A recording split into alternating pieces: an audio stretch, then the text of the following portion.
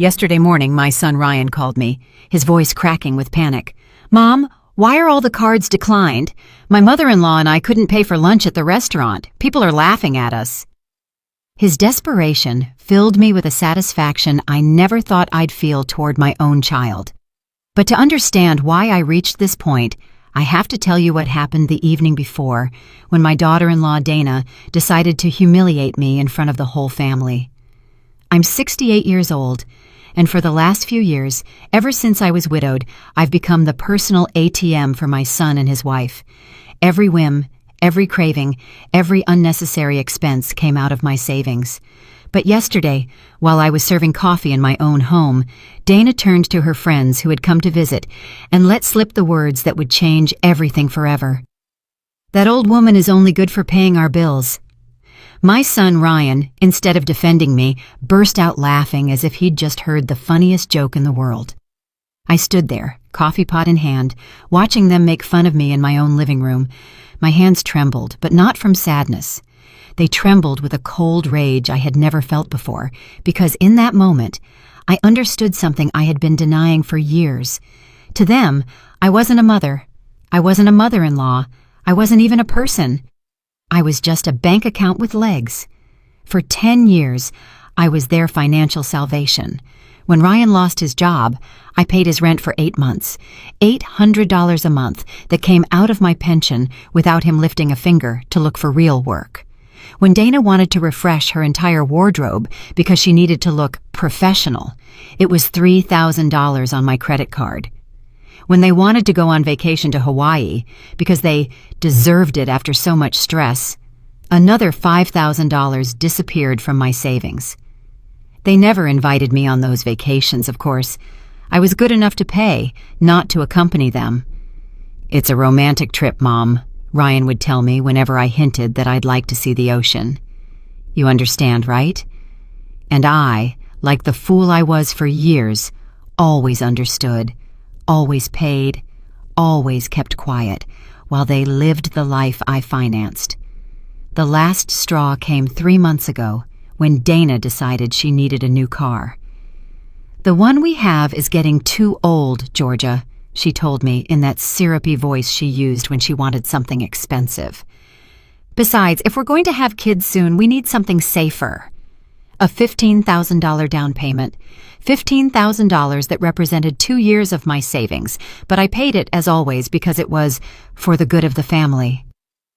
But yesterday, after hearing those venomous words, after seeing my own son laugh at me, something in my heart changed forever. That night I couldn't sleep, not from sadness, but from a clarity that burned inside me. I got up at 3 in the morning, turned on my computer, and began making the decisions I should have made years ago. First, I canceled all the additional cards they had in my name, every single one of the 5 cards they used as if they were their own. Then, I closed the shared savings account where I deposited money every month for emergencies that were never real emergencies, but rather expensive restaurant bills and designer clothes. I also changed all the passwords to my bank accounts and removed their names from my automatic transfers.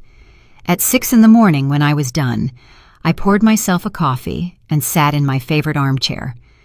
For the first time in years, I felt at peace. I knew that soon my phone would ring, and on the other end would be my desperate, humiliated son demanding an explanation, and I would be ready to give him one. The phone rang at exactly 9:15 in the morning. I was sitting in my kitchen, enjoying my second coffee of the day, when I saw Ryan's name on the screen. I didn't answer immediately. I let it ring 3 more times while I savored a moment of power I hadn't felt in decades. When I finally picked up, his voice was desperate, almost hysterical. "Mom, why are all the cards declined? I'm here at the Crestview Grill with Dana's mother. We wanted to have lunch and celebrate her birthday, but none of the cards work. It's humiliating. People are staring at us. The waiter is getting impatient, and I don't have enough cash to pay a $200 bill. What's going on?" The irony was delicious. They had chosen the Crestview Grill, the most expensive restaurant in town, to impress Dana's mother. The same place I was never invited to, despite having paid for family dinners there for years when they went without me. Now they were there, surrounded by the high society they so desperately wanted to impress, and they couldn't even pay for a single dish.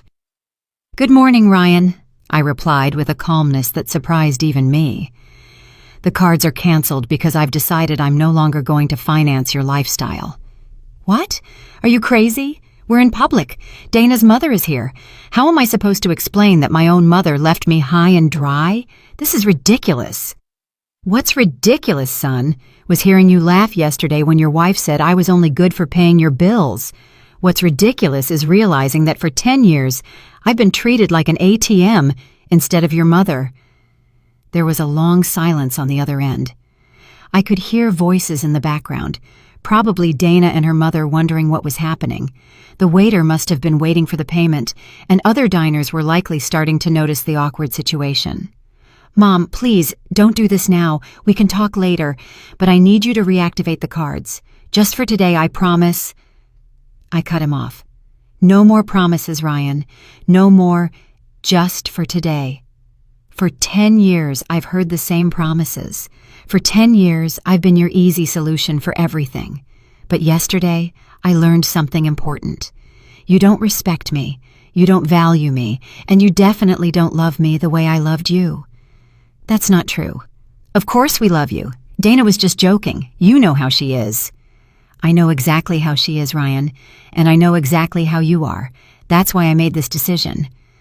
I could hear him breathing heavily. I imagined the situation at the restaurant was getting more tense with each passing minute. His mother-in-law had probably noticed something was wrong, that the gold card he always used to impress wasn't working. "Mom, please, we can't just stand here. What do you want us to do? Wash dishes? Should we call the police? This is a humiliation." "Now you know how I felt for years," I replied. "The difference is, you're 35 years old and should be able to solve your own problems." "Are you sick? Are you feeling okay? This isn't like you, Mom. You've never been this cruel." Cruel. That word hit me like a slap. I was cruel after years of sacrificing, of depriving myself of things I wanted to give them everything they asked for. After working until I was 65 to ensure they had a decent inheritance, after being left alone every Christmas while they traveled with my gifts of money. "Cruel was laughing at me yesterday," I said with a coldness I didn't know I possessed. "Cruel was treating me like I was invisible for years, except when you needed money. Cruel was making me feel like my only value as a mother and as a person was my bank account." "Mom, Dana didn't mean it like that." "Dana said exactly what she thought, and you agreed with her. You both made it very clear what my place is in your lives." I heard louder voices in the background.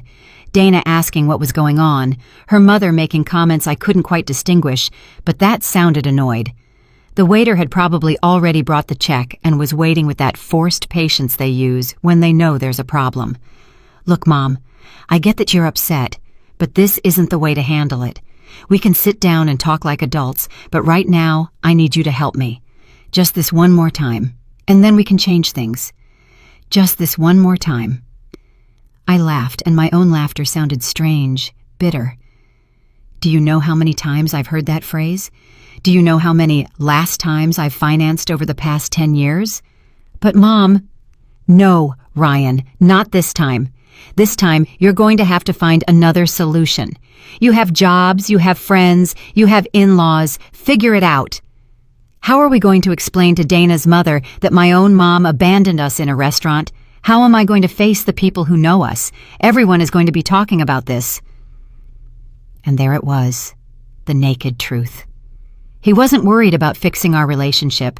He wasn't reflecting on how they had treated me. He only cared about his image, his reputation, what people would think. Just like always. "That's your problem to solve, son. For years, I worried about your image, your comfort, your happiness. Now it's time for me to worry about mine." "You can't do this. You're my mother." "Exactly. I'm your mother, not your employee. I'm your mother, not your personal bank. I'm your mother, not your financial lifeline. And as your mother, I should have taught you years ago how to stand on your own 2 feet." There was another longer silence. This time I could feel his desperation through the phone. He was probably doing mental calculations, thinking about who he could call, how he could get out of this situation without completely losing face. "Mom, please. Dana is crying. Her mother is asking what kind of family we are. The waiter has already asked us 3 times if everything is okay. Please have mercy." Mercy. Another word that made me tremble. Where was their mercy when I stayed up late calculating how to pay their expenses on top of my own?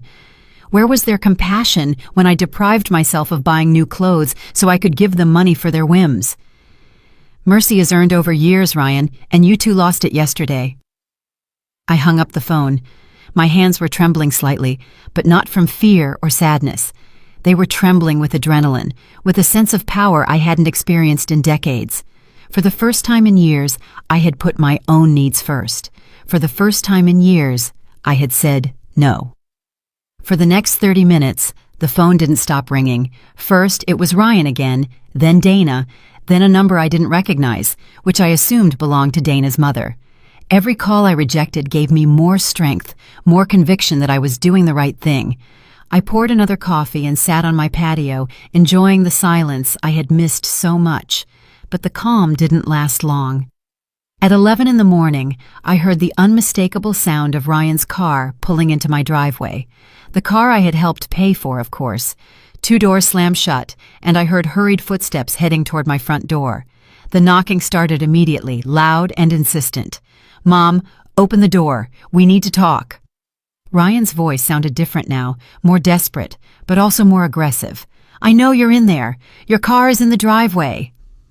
I didn't move. I remained seated on my back patio, invisible from the front entrance, watching the birds visit the feeder I had installed last year. It was funny how the small pleasures in life took on new meaning when you finally had the peace of mind to enjoy them. "Georgia!" Now it was Dana's voice, sharp and demanding. "We know you're there. Stop acting like a child and come out and face us." Face them. As if I were the one who had done something wrong, as if I were the one who owed an explanation after years of financial and emotional abuse. The irony was so absurd it almost made me laugh. The knocking intensified. I could hear they were using their feet now, not just their fists. My front door, the oak door my late husband had installed with such care, was being pounded on as if it were the entrance to a seedy bar. "This is ridiculous," Dana shouted. "You made us look like beggars in front of everyone. Ryan's mother-in-law had to pay for our lunch. A 70-year-old woman had to take money out of her purse because her daughter-in-law is a lunatic." Ah, so that's what happened. Dana's mother had to rescue them. I pictured the scene. Ryan sweating bullets as he tried to explain why none of his cards were working. Dana making up pathetic excuses, and finally the older woman having to save the day. The humiliation must have been exquisite. "Mom, please." Ryan sounded on the verge of tears. "People are already talking. Everyone at the restaurant was staring at us. Some even took out their phones.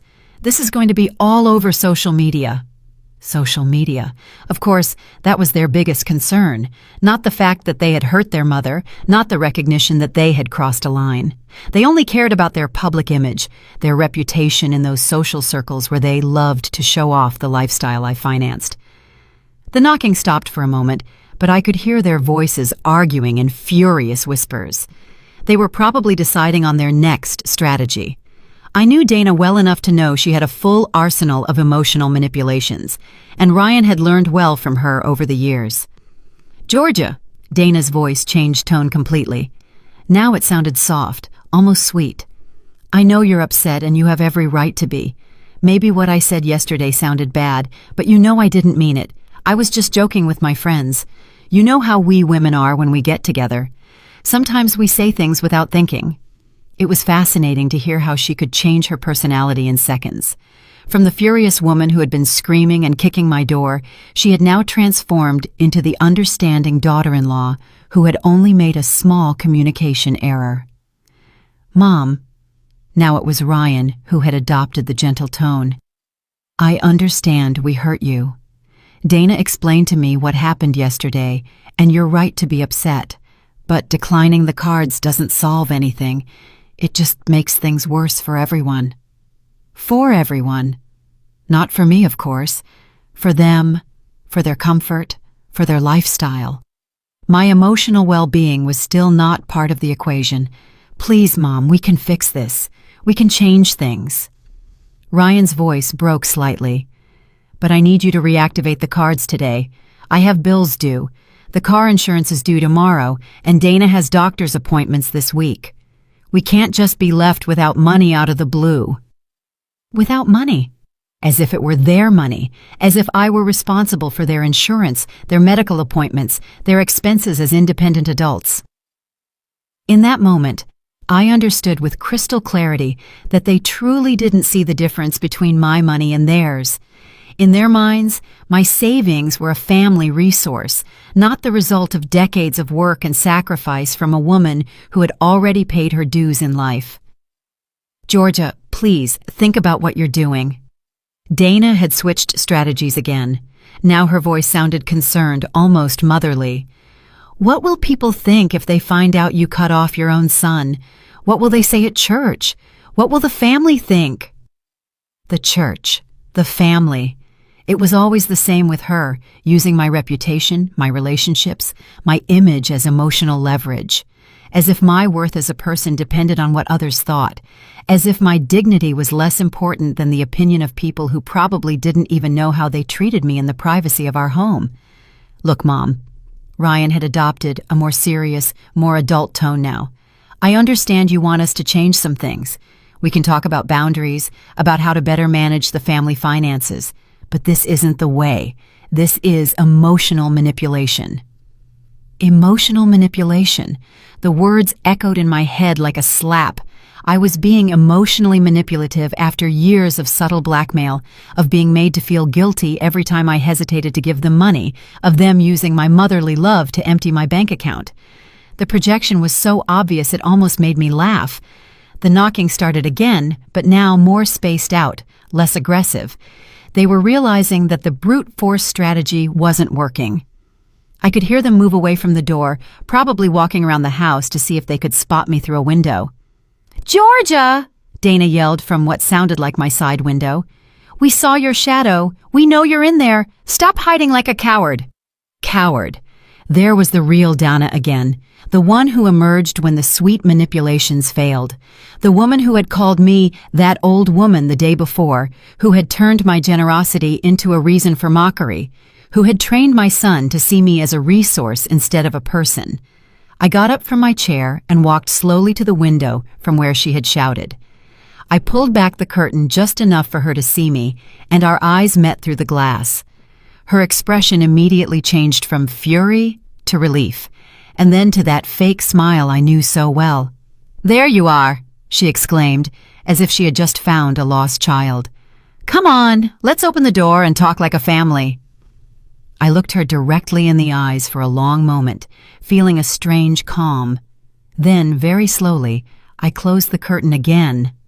I heard her shriek of frustration, followed by more pounding on the window, but this time I didn't flinch. I went back to my patio and sat down again. The phone immediately started ringing, but I silenced it. For the first time in years, my home was truly my own. The shouting and banging continued for another hour, but they gradually lost intensity. From my back patio, I could hear fragments of their frustrated conversations, their desperate plans to make me change my mind. Dana suggested calling a locksmith to force the door open, but Ryan reminded her that would be breaking and entering. Even in their desperation, they didn't want to risk real legal trouble. Finally, I heard the car doors slam shut and the engine drive away, but I knew this was far from over. I knew Dana well enough to know she was already planning her next move, probably something more elaborate and emotional. I wasn't wrong. At 3 in the afternoon, my phone started ringing with unknown numbers. First, it was Dana's mother, her voice polite but firm. "Georgia, dear, I think there's been a misunderstanding. Dana told me what happened, and I'm sure we can resolve this like civilized adults." I hung up without answering. Then it was my sister Elaine, who lives in another state and had obviously received a heavily edited version of the events. "Georgia, Ryan called me very worried. He says you're acting strangely and that you left them stranded at a restaurant. Are you okay? Are you feeling sick?" "I'm perfectly fine, Elaine," I replied.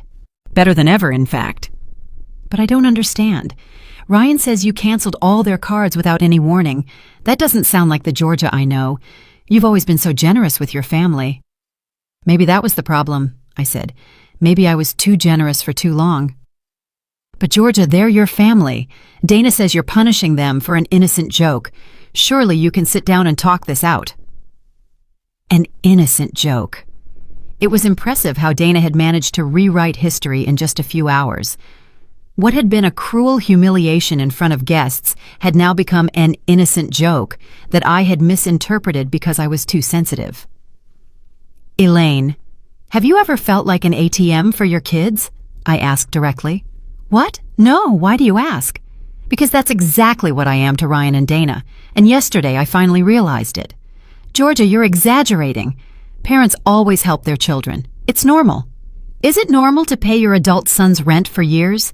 Is it normal to finance their vacations while you stay home alone? Is it normal for them to make fun of you for being generous?" Elaine was quiet for a moment. "Well, maybe they've taken advantage of your generosity a bit, but cutting everything off at once seems very drastic." "You know what's drastic, Elaine? Working until you're 65 to secure a decent inheritance for your son, only to find out he's already spending it while you're still alive." After that conversation, I decided to unplug the house phone. I put my cell phone on airplane mode. I needed silence to process everything I was feeling, to plan my next steps. That evening, as I prepared dinner for myself for the first time in months without the anxiety of waiting for calls asking for money, I realized something important. I didn't feel guilty. My whole life I had been trained to feel guilty when I didn't meet the needs of others, especially my family. But this time, that familiar guilt wasn't there. Instead, I felt something I hadn't experienced in years: mental clarity. It was as if I had been living in an emotional fog and could finally see clearly. Every decision I had made in the last 10 years flashed through my mind like a movie, and I could see patterns I hadn't wanted to acknowledge before. The cycle was always the same. Ryan or Dana would approach me with a temporary financial problem. I would initially resist. They would apply emotional pressure. "It's just this once. We're desperate. What will people think?" I would give in. They would solve their immediate problem, and a few weeks later, a new temporary problem would appear. There was never a real repayment plan, never a genuine acknowledgement of my sacrifice, and definitely never an invitation to share in the benefits of my own generosity. I paid for their vacations but wasn't invited. I financed their dinners at fancy restaurants but ate alone at home. I covered their medical expenses, but no one asked about my health. I got up and walked to my study, where I kept all my financial documents. It was time to do the real math, to understand exactly how much I had spent on them over the years. I pulled out my bank statements from the last 5 years and started calculating. The figure was devastating: $86,000. $86,000 in 5 years. That didn't even count the previous years, when I didn't keep such detailed records. It was more than half of my total pension, more than what many people earn in 2 years of work. But the most painful part wasn't the amount of money. It was realizing that in exchange for those $86,000, I had received mockery, indifference, and the treatment of being seen as an obligation rather than a blessing. As I reviewed the numbers, I found something that made me tremble with rage. They had been using one of my cards for premium streaming services, expensive gym memberships, and magazine subscriptions I didn't even know existed. Small monthly charges that added up to hundreds of dollars a year, money that was automatically coming out of my account to pay for luxuries I never enjoyed. That night, I made another important decision. I took my will out of the file cabinet and read it carefully. I had drafted that document 5 years ago when I still believed I was securing the future of a loving and grateful family. Ryan was the sole beneficiary of everything: the house, the savings accounts, the investments, everything. But now, I saw that will with different eyes. Why should I leave my entire estate to someone who had already spent more than half of it while I was still alive? Why reward someone with an inheritance who had treated me like a resource instead of a mother? I decided that the next day, I would call my lawyer to schedule an appointment.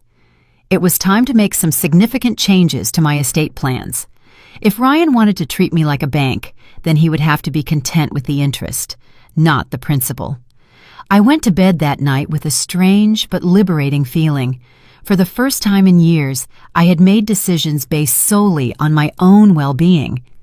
For the first time in years, I hadn't stayed awake worrying about the financial problems of other adults. I slept better than I had in months. The next day, I woke up with an energy I hadn't felt in years. It was Friday, and for the first time in a long time, I had plans that didn't involve solving anyone else's problems. First, I would call my lawyer, then I would go to the bank to make some additional changes. And maybe, just maybe, I would buy myself something nice with the money I normally would have spent on someone else's whims.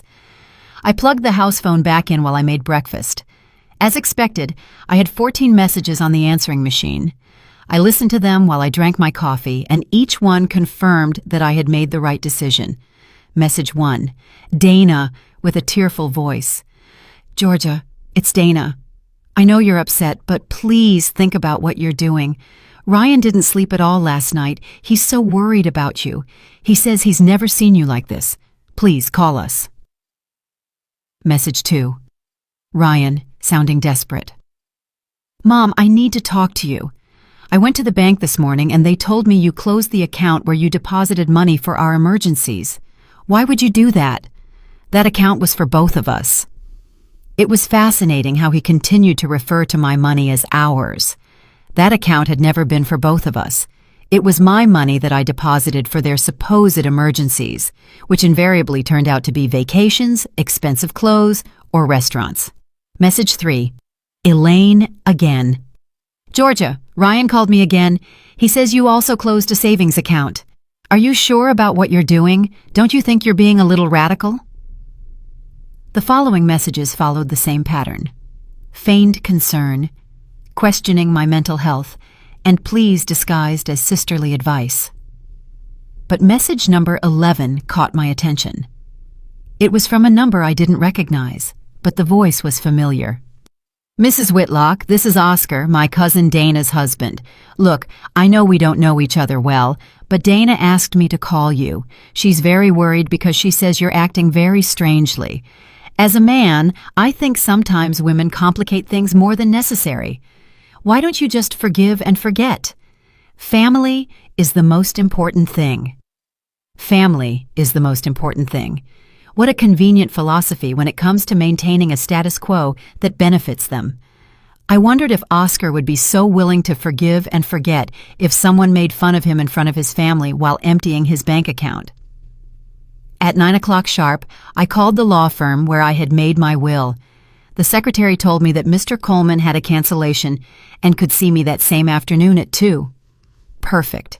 Then I called the bank and requested an appointment with the manager to review all my accounts and make some additional security changes. I also wanted to make sure that Ryan had no access to any information about my finances. As I was getting ready to leave, the doorbell rang. For a moment, I thought it was Ryan and Dana again, but when I looked through the peephole, I saw my neighbor Lucy standing on the porch. Lucy was a 62-year-old woman who had been widowed 2 years ago, and we occasionally chatted over the garden fence. I opened the door with some curiosity. Lucy had never formally come to visit me before. "Good morning, Georgia," she said with a warm smile. "I hope I'm not bothering you, but I heard a lot of noise and shouting yesterday, and I wanted to make sure you were okay." I invited her in and served her coffee. It was refreshing to have someone in my house who wasn't there to ask for money or manipulate me emotionally. "Is everything all right?" she asked with genuine concern. "Yesterday I saw your son and his wife were here for hours, shouting and banging on the door. I was about to call the police." I told her the whole story, not the intimate details, but enough for her to understand the situation. Lucy listened without interrupting, occasionally nodding with expressions of understanding.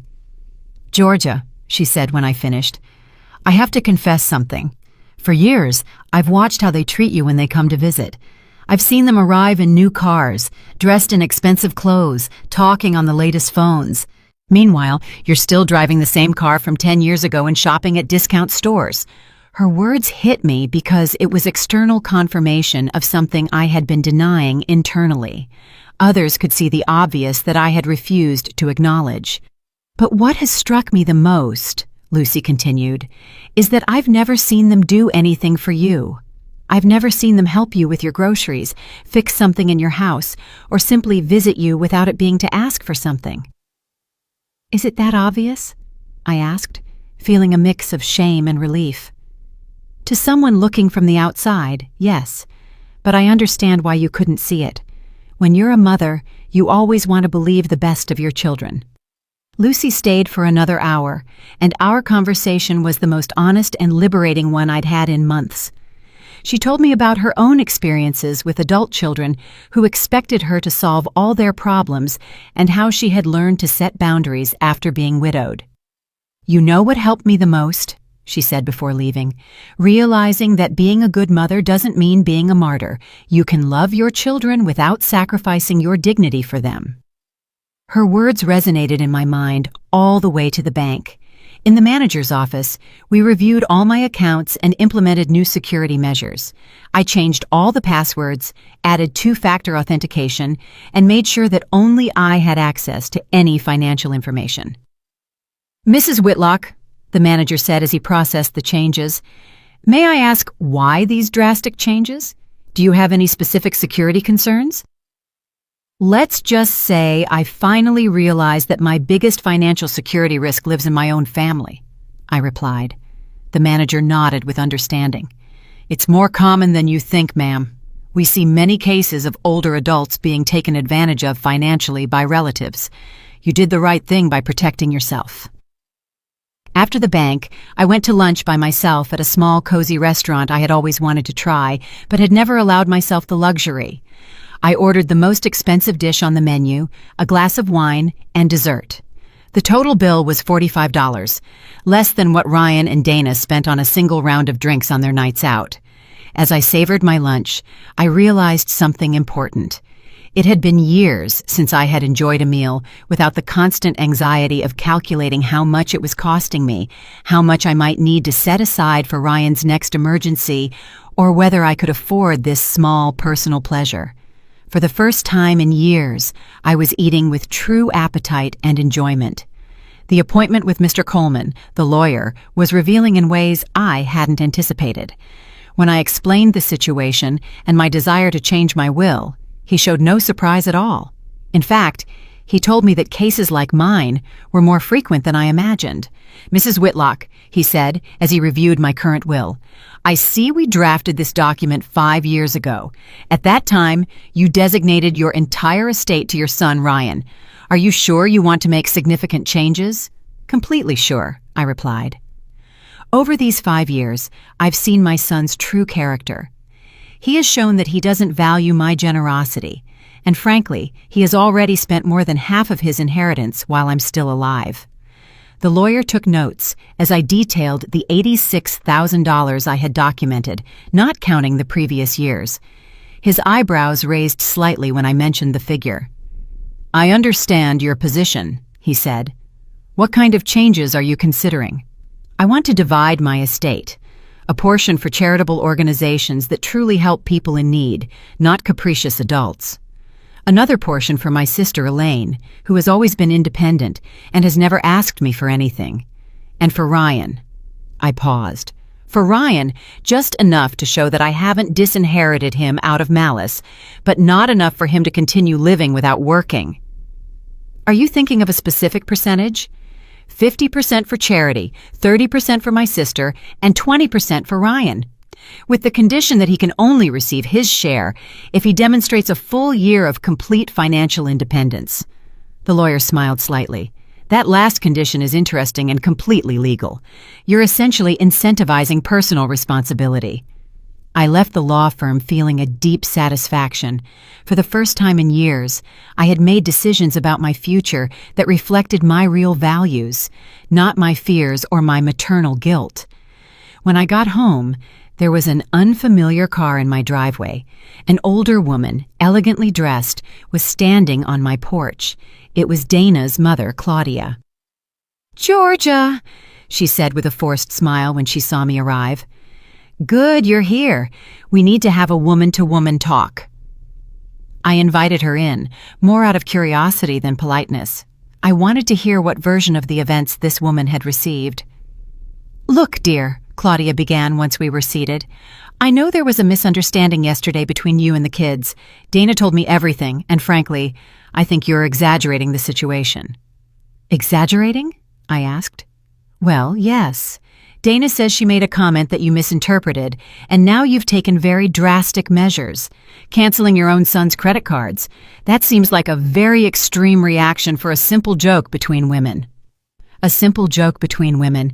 It was impressive how the narrative had evolved.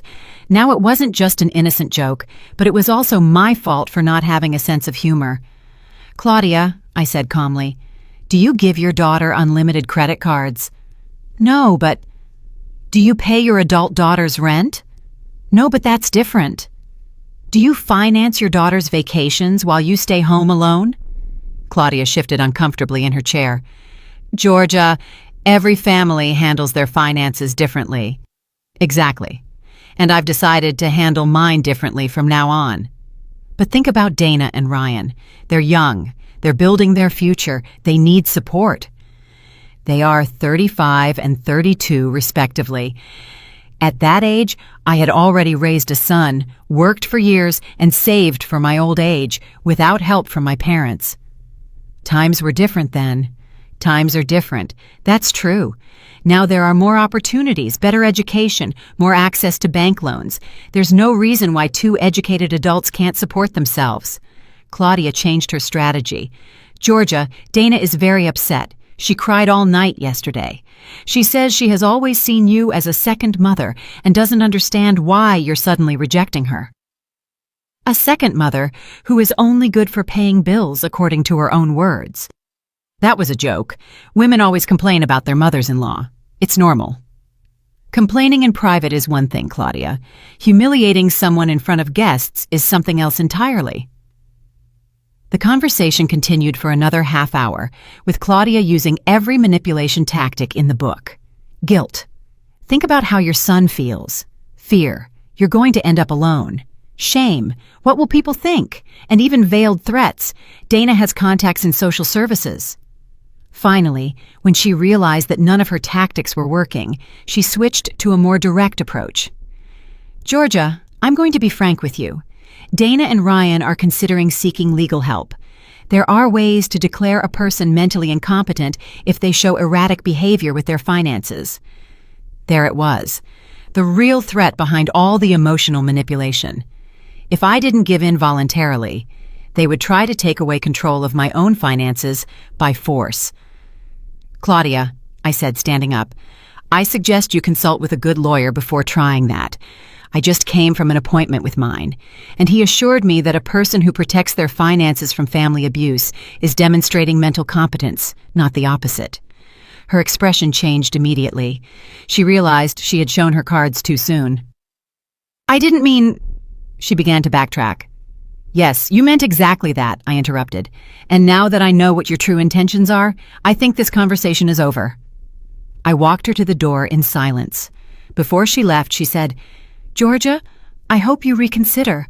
A family war doesn't benefit anyone." There is no war, Claudia. There is only a woman who has finally learned to value herself. After she left, I sat in my living room and reflected on what I had just heard. Not only were they planning to intensify the emotional manipulation, but they were also considering legal measures to regain control over my money. That evening, I called Mr. Coleman and told him about Claudia's threat. He reassured me, explaining that to declare someone mentally incompetent requires solid medical evidence and an extensive legal process.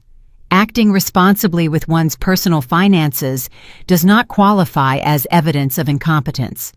However, he warned me, I recommend you document everything. Record conversations if possible, keep records of their threats, and consider getting a preventative psychological evaluation to have evidence of your mental competence. That night, for the first time since this all began, I felt a little bit of fear. But it wasn't fear of doing something wrong. It was fear of how far they would be willing to go to regain control over my money.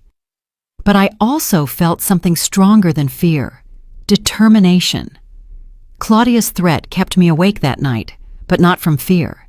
It was from a cold rage that grew with every passing hour. How dare they consider declaring me mentally incompetent for protecting my own money? It was the ultimate manipulation. If you can't get what you want through persuasion, try to strip the person of their legal right to decide about their own life. The next day, Saturday, I followed Mr. Coleman's advice. First, I went to a private clinic where I had a complete psychological evaluation. The doctor, a professional woman in her 50s, listened as I explained the situation. "Mrs. Whitlock," she said after 2 hours of tests and interviews, "let me be perfectly clear. You are demonstrating exceptional mental lucidity. Recognizing patterns of abuse, setting healthy boundaries, and protecting your financial resources are signs of a completely competent mind. In fact, I would say you are acting more rationally now than when you were allowing the financial abuse." She gave me an official report documenting my complete mental competence, dated and sealed. It was my insurance policy against any future legal challenges. When I returned home, I found Lucy working in her garden. She came over to the fence that separated our properties with a worried expression. "Georgia, an older woman came by yesterday asking about you. She wanted to know if you had been acting strangely lately. I told her you seemed happier and more relaxed than ever." I told her about Claudia's visit and her veiled threat. Lucy listened with growing indignation. "That's unbelievable," she exclaimed. "Trying to have you declared incompetent for not wanting to give away your money is the most absurd thing I've ever heard." "What bothers me the most," I said, "is that they truly believe they are entitled to my money. They don't see it as my estate. They see it as their inheritance, paid in advance." "You know what you need?" Lucy said with a mischievous smile.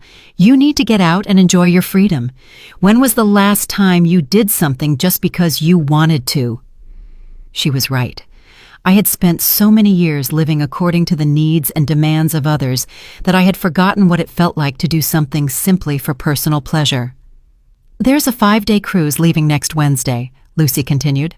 "I was supposed to go with my sister, but she had to cancel due to health issues. Would you like to come with me?" The idea thrilled me immediately. When was the last time I had traveled for pleasure? When had I slept in a bed that wasn't my own, eaten in a restaurant without calculating the cost, or simply relaxed without the constant anxiety of Ryan's next financial crisis? "I would love to," I replied without hesitation. That afternoon, we booked the cruise, $1,500 per person for 5 days, all inclusive. It was a fraction of what I had spent on Ryan and Dana's last vacation, but this time, it would be for my own enjoyment. Sunday morning, while I was figuring out what to pack for the cruise, the doorbell rang. It was Ryan, alone this time. He looked terrible. Deep, dark circles under his eyes, wrinkled clothes, a desperate expression. "Mom," he said with a broken voice, "please, we need to talk. Without Dana, without shouting, just you and me." I let him in but kept my emotional distance. I had already learned to recognize when I was being manipulated. "Mom, I'm desperate," he began. "The car insurance is due on Monday, and I don't have the money to pay it. If I don't renew it, I can't legally drive, and without a car, I can't get to work." "How much is the insurance?" I asked. $250. "And how much did you earn last month?" $3,500. But what, Ryan? But we have expenses. The rent, food, utilities. And what else do you spend money on?" He was quiet for a moment. "Mom, don't you understand? Living is expensive." "Living is expensive when you have a lifestyle you can't afford," I replied. "Tell me one thing, son. How much did you spend on restaurants last month?" "I don't know, maybe How much do you spend on streaming services, gym memberships, food delivery apps? That's different, Mom. Those are basic necessities. Streaming services are basic necessities? In the modern world, yes. You can't live like a hermit. There was the fundamental problem. Ryan genuinely believed that luxuries were necessities and that real necessities were someone else's responsibility. Ryan, I said calmly, you're 35 years old, you have a college education, you have a job. Why can't you pay a $250 car insurance bill? Because there's no money left after everything else. Then cut back on everything else. It's not that easy. You can't just cut expenses like that. Why not? Why? Why? He became visibly frustrated. Because we have a life to maintain. A life you can't afford. But you've always been there to help us. And there was the naked truth. He wasn't asking for temporary help. He was claiming what he considered his right. In his mind, I was a permanent part of his financial structure, not a mother who occasionally provided support. Ryan, I'm going to ask you something, and I want an honest answer. Have you ever, in these 10 years, made a real budget and tried to live solely on your salary? He fell silent. Have you ever considered moving to a cheaper apartment? Silence. Have you ever voluntarily cut back on expenses so you wouldn't have to ask me for money? Mom, those are unfair questions. Unfair? It's unfair to ask a 35-year-old adult if he has tried to live within his means. You don't understand the pressure we're under. Dana has expectations. Her friends live a certain way. We can't look poor. And when did you consider that my expectations and my financial pressure mattered? For the first time in the conversation, Ryan was completely silent. I could see in his eyes that he was processing something he had never considered before. Mom, he finally said in a softer voice, I didn't know you felt pressured. Really? You never wondered how I could afford your lifestyle while I ate beans and rice? You never wondered why I never bought new clothes for myself, but always had money for your emergencies? Tears began to roll down his cheeks. I thought you liked helping us. I thought it was your way of showing love. And it was, Ryan. But you turned my love into an obligation. You turned my generosity into an expectation. And finally, you turned my sacrifice into a reason for mockery. Mom, what Dana said was the straw that broke the camel's back, but the glass had been filling up for years. Ryan cried silently for several minutes. When he finally spoke, his voice sounded different, more mature. What can I do to fix this? You can start by paying for your own car insurance. Ryan sat in my living room for almost an hour after our conversation. We didn't talk much more, but I could see that something had changed in his expression. For the first time in years, he seemed to be truly reflecting on his behavior instead of just looking for ways to get what he wanted. When he finally left, he said, Mom, I'm going to find a way to pay for the insurance, and we're going to have a serious talk about our expenses.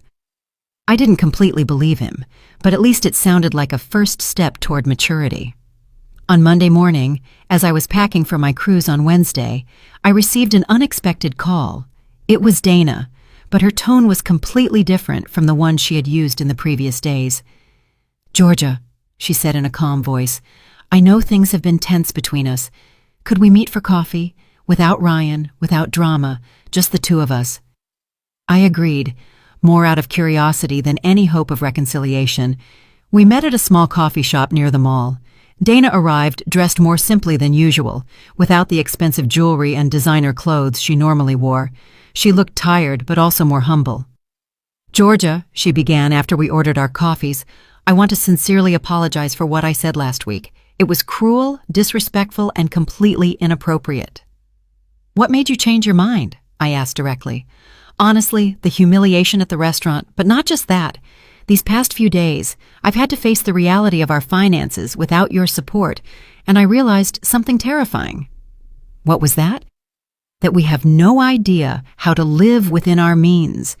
We've been living for years as if we were rich because you financed the difference between our income and our expenses. It was the first time I had heard Dana offer an honest reflection on her financial situation. Yesterday, she continued, Ryan and I sat down and made a real budget, just with our salaries, without any outside help. Do you know what we discovered? Tell me. That we spend almost double what we earn. Double, Georgia. Not just a little more, but double. And you always covered the difference. And what are you going to do now? We're going to have to make drastic changes. The apartment where we live costs $1,200 a month. With our combined salaries, we should be paying $800 at most. We're going to have to move. And is Ryan on board with that? He resisted at first, but when he saw the numbers on paper, he had no choice. We're also going to have to cancel memberships, services, and completely change the way we socialize. Dana paused to take a sip of her coffee. Georgia, I want to ask you something, and please be honest with me. When did you start to resent our financial dependence? The question surprised me with its directness. I think the resentment grew gradually, but it crystallized when I realized that you not only expected my help, but took it for granted. When was that? When you stopped asking me for money and just started using it. When the additional cards became a normal thing. When my savings became your automatic emergency fund. Dana nodded with a look of shame. You're right. At some point, we stopped seeing you as a person who was helping us and started seeing you as a resource. Exactly. Is there any way we can rebuild our relationship? Dana asked me. I'm going to be completely honest with you. The relationship we had before is gone. That relationship was based on an unsustainable dynamic where I gave and you took. If we want to build something new, it has to be on completely different foundations. What kind of foundations? Mutual respect, financial independence on your part, and a relationship where my value isn't determined by my economic utility. Dana was silent for a long moment. Does that mean you'll never help us again? It means that if you ever need real help in a genuine emergency, after you have proven that you can live responsibly on your own, we could consider it. But it would be help, not a permanent subsidy. How long would we have to prove our independence? It's not a test with a deadline, Dana. It's a change of life. If you can maintain a balanced budget, live within your means, and build your own emergency savings, then you will have demonstrated real financial maturity. And our vacations, our outings to expensive restaurants, those are things you will have to earn with your own work, like most people do. Dana looked genuinely overwhelmed. Georgia, I'm not sure we know how to live like that. Then it's time you learn. You have education, jobs, and abilities. The only thing you've lacked is the motivation to be independent. And if we fail, then you will fail as responsible adults, learning from your mistakes. But at least you will fail as masters of your own decisions, not depending on someone else to solve your problems. We finished our coffees in a thoughtful silence. As we got up to leave, Dana said to me, Georgia, I know this doesn't fix everything, but I want you to know that I've learned something important this week. What's that? That being an adult isn't just about being of adult age, it's about taking on adult responsibility. And we've been playing at being adults while you carried the real responsibilities. It was the most mature reflection I had ever heard her make. That night, as I finished packing for my cruise, I felt strangely at peace. I hadn't lost a family. I had left behind a toxic dynamic that was hurting all of us. If Ryan and Dana truly wanted to change, they would have to prove it with actions, not words. On Tuesday, I received a text message from Ryan. Mom, I got a personal loan to pay for the car insurance. I also found a cheaper apartment. We're moving next month. I wanted you to know. It wasn't much, but it was something. A small step toward the independence they so desperately needed. That night, I slept soundly, knowing that the next day I would begin my first truly personal adventure in decades. The cruise was a revelation. 5 days of waking up when I wanted, eating whatever I craved, and doing activities just because they brought me pleasure. Lucy turned out to be the perfect travel companion, independent, fun, and completely free of family drama. On the ship, I met other women my age who had been through similar experiences. During one dinner, a woman named Elaine told me how her 3 adult children had drained her retirement fund before she finally said enough was enough. Another woman, Isabel, had discovered that her son was using her credit card to gamble online. "What surprised me the most," Isabel said as we watched the sunset from the deck, "was realizing that I wasn't the only one. I thought it was a problem unique to my family, but it turns out there's a whole generation of parents who don't know how to say no to our adult children." When I returned home on Sunday, I felt renewed. 5 days without a single call asking for money, without financial anxiety, without the constant burden of solving other people's problems. It was like remembering who I was before I became the family bank.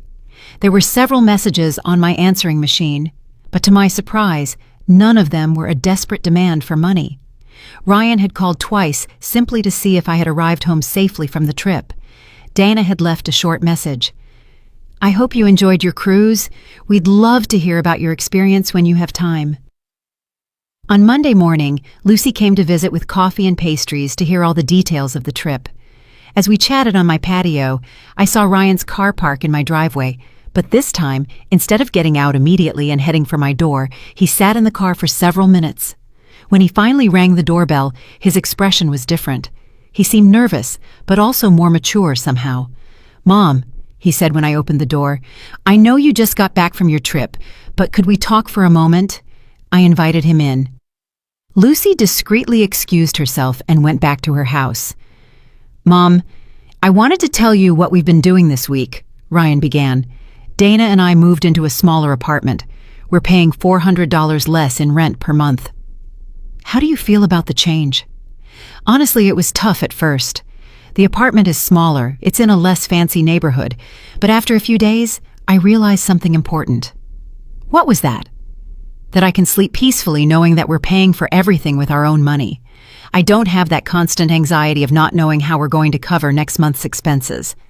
It was the first time I had heard Ryan talk about financial anxiety from his perspective. It had never occurred to me that he might have also been stressed by the unsustainability of his lifestyle. "We also canceled the expensive gym memberships and signed up for a basic one that costs a fifth of the price," he continued, "and Dana found a part-time job on weekends to generate extra income." "Dana is working more?" "Yes, and it was her idea. She says she wants to contribute more actively to our finances instead of just managing money that comes from other places." I was surprised to hear that Dana had taken that initiative. "Mom, I also wanted to apologize formally, not just for what happened 2 weeks ago, but for all these years. I never realized I was treating you like an ATM instead of my mother." "What made you realize it?" "When we had to make our first real budget, I realized I had no idea how much it really cost to live. My entire adult life, I had been living beyond my means because you covered the difference." Ryan paused and looked me directly in the eyes. "Mom, I want you to know that these last few days have been the first in years where I truly feel like an adult, making my own decisions, solving my own problems, being responsible for my own consequences." "And how does that feel?" "Terrifying, but also liberating. I didn't know how much weight I was carrying until I got rid of it." "Weight?" "The weight of knowing deep down that I wasn't truly independent. The weight of knowing I was living a financial lie. The weight of knowing that my lifestyle depended on exploiting my mother's generosity." Those words hit me deeply. For years, I had thought I was the only one suffering in that dynamic. But it turned out that Ryan had also been carrying guilt and anxiety. "Mom, I know I have no right to ask you for anything after everything that's happened, but there's something I'd like to ask you." "Tell me." "Do you think we can ever have a normal relationship? A relationship where I'm your son who visits you because he loves you, not because he needs something?" The question moved me because it implied that he understood the difference. "Ryan, that relationship can start today if you want it to. I've always wanted to have a son who visits me because he cares about me, not because I'm useful. So, would you like it if Dana and I came for lunch on Sunday? We'll bring the food, we'll cook, and we'll just spend time together. I would love that. After Ryan left, I sat in my living room reflecting on everything that had changed in 2 weeks. I had lost my role as my family's financial savior, but I had gained something more valuable: my self-respect and the possibility of a genuine relationship with my son. That night, I called Mr. Coleman to ask about modifying my will again. After the conversation with Ryan, I wanted to consider a different approach. Instead of punishing him permanently, I decided to create a will that rewarded maturity demonstrated over time. As Whitlock, the lawyer said, "You're thinking of a tiered will based on behavior." Exactly. If Ryan demonstrates real financial independence for 2 consecutive years, he could receive a larger portion. If he continues that pattern for 5 years, another larger portion. But if he falls back into his old habits, we revert to the original plan. It's an intelligent structure. It incentivizes long-term personal growth. As I hung up the phone, I realized that for the first time in years, I was planning my future based on hope instead of fear. Hope that my son had truly learned and grown. Hope that our relationship could heal. Hope that my final years would be lived with dignity and respect. I went out to my patio and looked at the stars. In the distance, I heard the sound of the fountain I had installed in my garden last year, a small luxury I had allowed myself only after years of doubting whether I deserved to spend that money on myself. Now I knew the answer. I had always deserved to treat myself with the same generosity I had shown to others. It had taken me 68 years to learn that lesson, but I had finally learned it, and I would never forget it again. If you enjoyed my story, you can support me by sending a super thanks so I can write more stories like this. Thanks a lot in advance. What about you? What would you do in this person's shoes? I'd really love to hear your thoughts, so drop them in the comments. I'm always curious to know what you think. Oh, and let me know where you've heard this story. If you want to hear more life stories like this, like the video and subscribe to my channel. There are many more waiting for you. Big hugs, and see you next time.